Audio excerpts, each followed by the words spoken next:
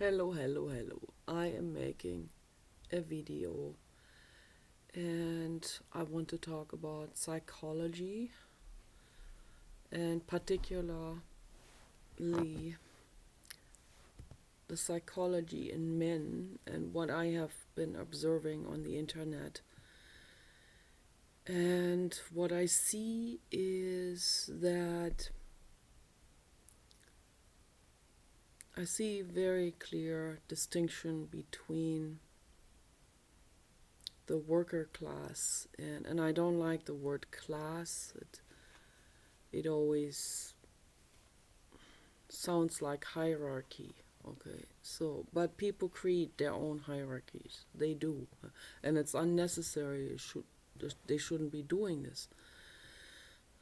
But the workers and the scholars. So there's a clear difference right there. The scholar males, they have a big ego too, but they have identified themselves more with knowledge and education, you know, university classes, the subjects that they learn. And so they are much less violent because of that.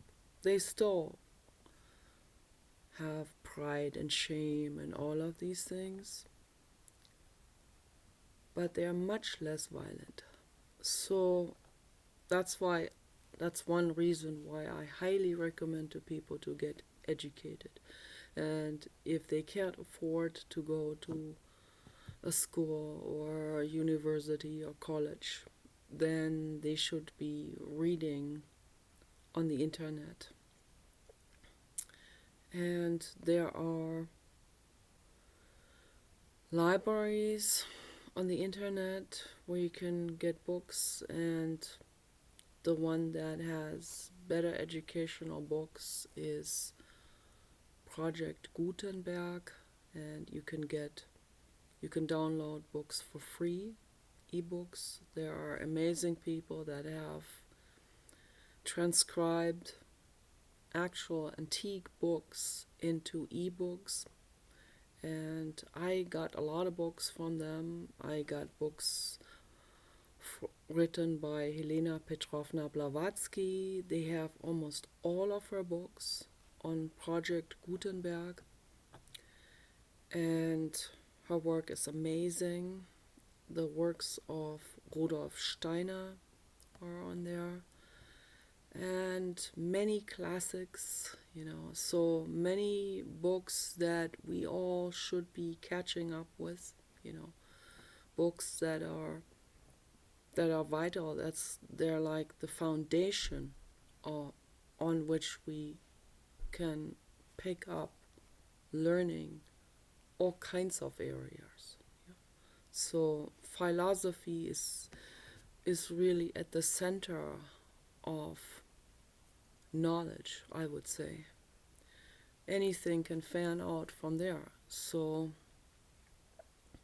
highly recommend that to people to do that.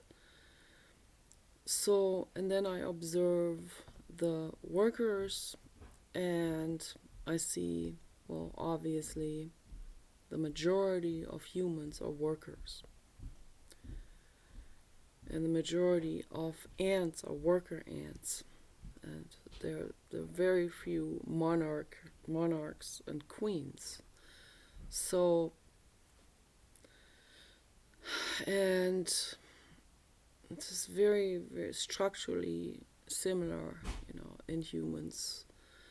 And people will quickly blame outside circumstances for this and blame the government for it, or the Illuminati, or white people,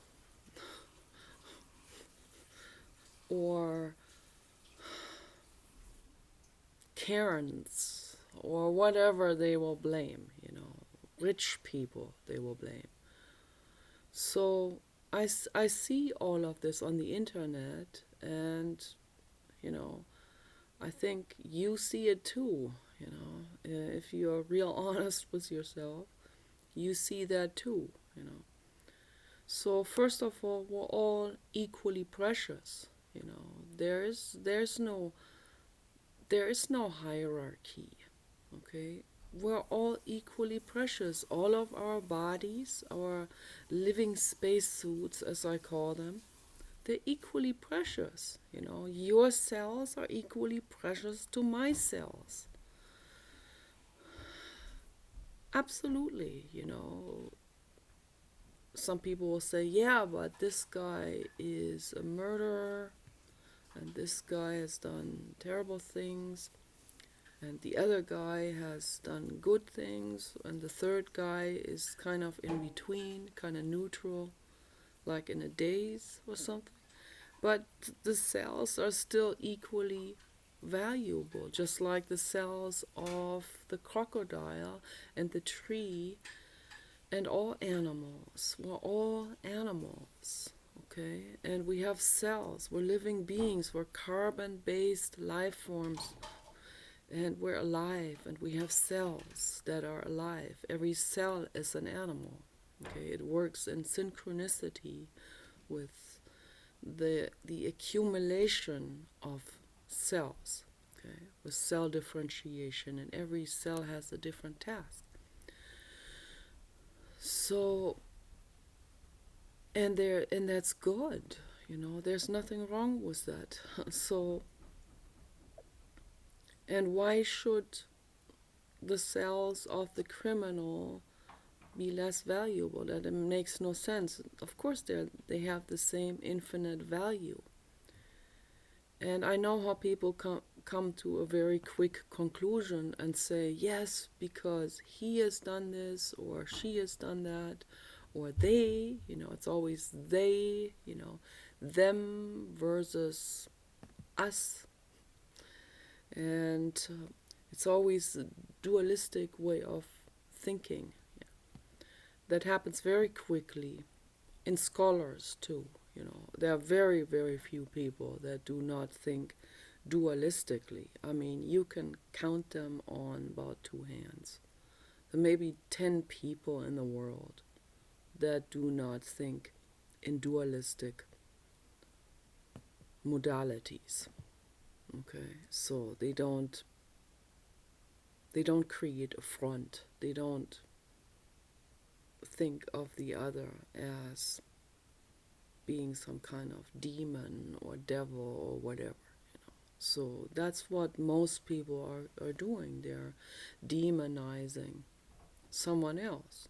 They are demonizing the Karens. They're demonizing Illuminatis. That's been going on for I don't know how many thousands of years, probably. Illuminati. What does that? What is it? First of all, it means the enlightened ones. Enlightened ones, the ones that where the light bulb came on in the brain. So yeah, so they're obviously very educated, and yeah, that can also be used as a power structure. That can also be used to manipulate the public. But and I think that it has become one or merged with the corporate agenda, the corporate summit. So, but originally it started in Italy. It started with people like the Medici family who had good intentions, and they were highly educated, and they promoted education to everyone, to the entire community. They had art festivals. They promoted culture. That didn't sit so well with the Vatican because the Vatican wanted to always have power over people.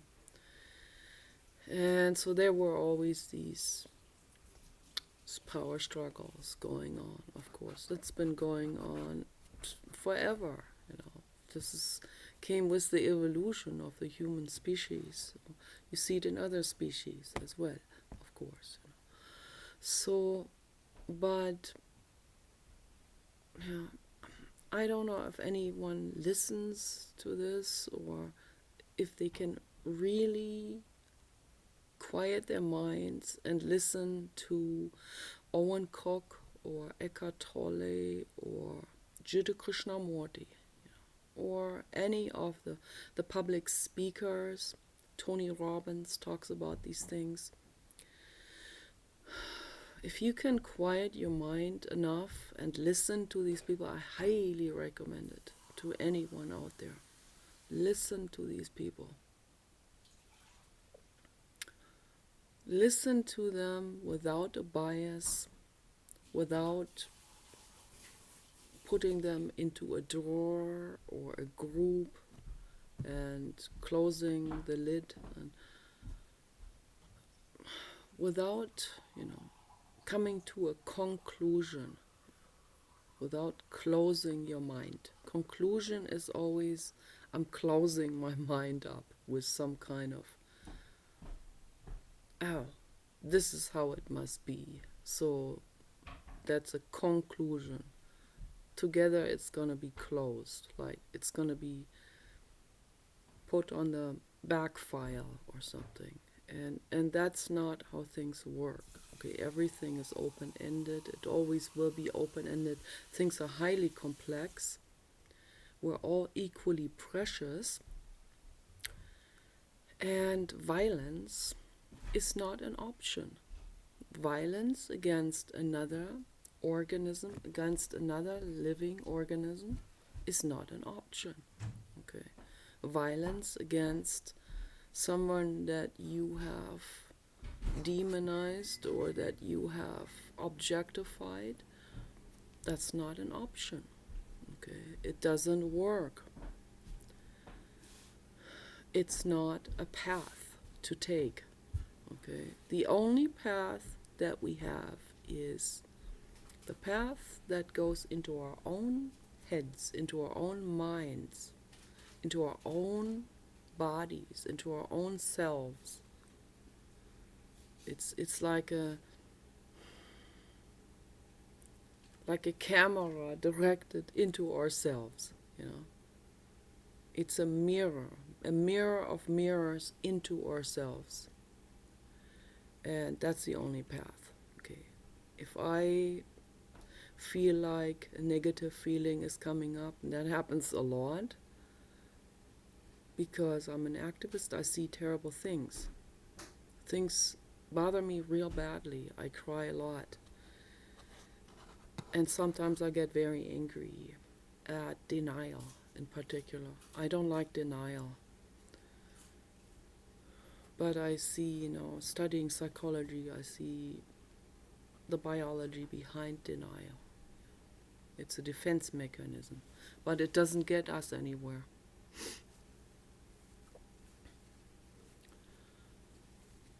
I grew up with people that use denial. So that's why it triggers me particularly badly, because I already have a trauma with that. So, and I was never able to do denial, so that created a personality conflict between my mother and myself. My dad is good at it too. My brother too. So, but my mother is really the master denier of all of them. But, yeah, so that triggers me too. But is violence in any form, even verbal violence in any way, retaliation or abuse or bad language or angry letters, which I have done in the past, tons and tons of accusations, is that an option? No, it's not an option. The only path we have is the path into ourselves. Okay, I've done this now, I've practiced this. I am certainly not perfect. I'm going to continue to practice this, and I want other people to practice this as well. Okay, go into yourselves. That's the only way to do it. Okay, you guys take care. Bye bye.